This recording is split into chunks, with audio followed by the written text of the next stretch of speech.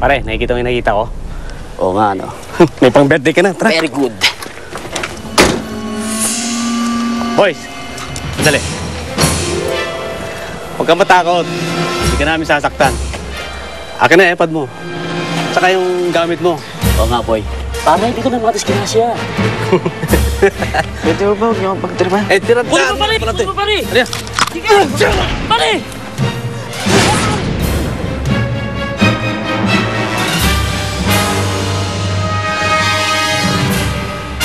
Darating ang araw, makikita mo rin ang lahat. Makikita mo na totoo lahat ng mga sinasabi ko. At wala kang magagawa kung hindi ang maniwala. Makikita mo kung ano ang ibig kong sabihin. Malalaman mo kung ano ang pinaglalaban ko. Dahil ang laban ko, magiging laban mo din.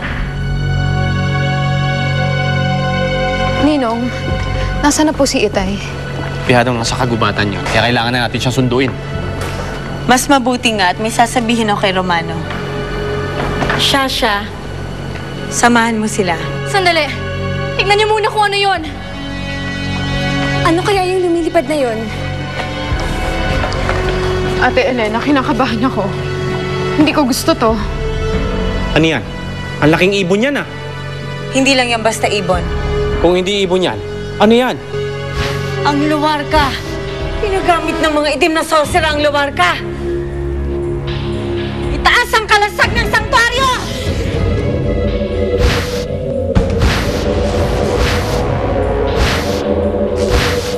Masyadong malakas ang luwarka!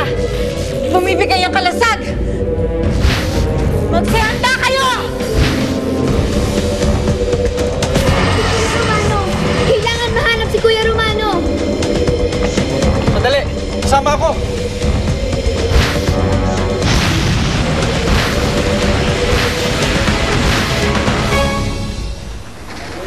Renato? Ren? Inigo?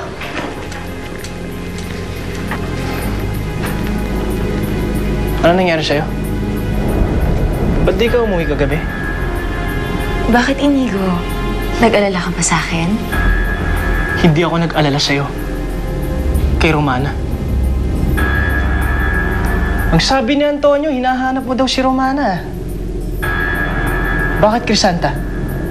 Ano naman bang kailangan mo kay Romana? Hindi ko sasagutin yung tanong. Kaya wag mo na akong tanongin. Nung ako ka sa akin, hindi mo nagagawa na masama si Romana. Pinakasalan kita. Kaya huwag kang sisira sa pinangako mo. Dahil sa oras na malaman ko sinaktan mo si Romana, iiwan kita.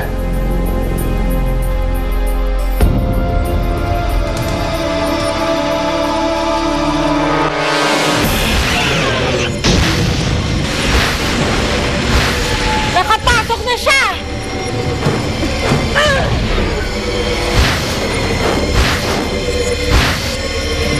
Kakayanin ang kapangyarihan natin ng dragon na yan! Ano pong klaseng dragon yan? Yan ang luwarka. Yan ang pinakamakapangyarihan nila sa mundo ng sorcerer. Mahirap siyang talunin. Matras tayo!